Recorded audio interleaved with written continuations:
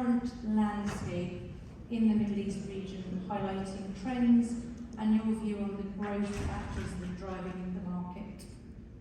Sure. Thank you, Emma. Look, the private credit asset class in the Middle East has really been in the back of mind, too small to notice up until recently, where it seems to be front of mind for most investors. And today we estimate it to be around 3 to 5 billion in size. Compared to the emerging market private credit asset class, it's still very small. 3 to 5 billion out of 250 billion. However, if you look at the last 5 years of where it's come from, it's grown about 3 to 5x. And being a participant in this market for the last 15 years, when I moved to the region to launch the first private credit fund in the Middle East, I have the benefit of observing what happened in the first 10 years, and then what's happened in the last 5 years, which excites me about what I anticipate will be the next 5 years all the way up to 2030.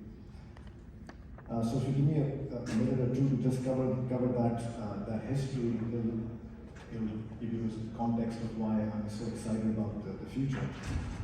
When the market started here in the region, it was right after the global financial crisis, and we raised the first fund primarily driven by the fact that there is a natural demand for capital here.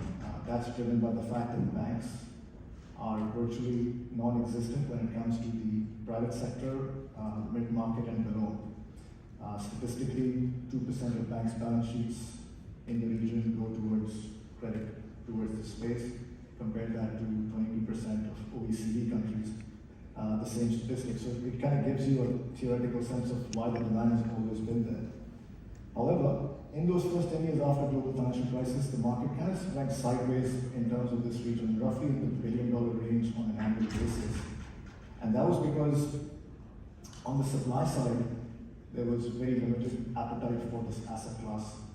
And while the global financial crisis led the global private credit market to literally go on steroids from 300 billion to 1 trillion up until 2018, we kind of stayed sideways.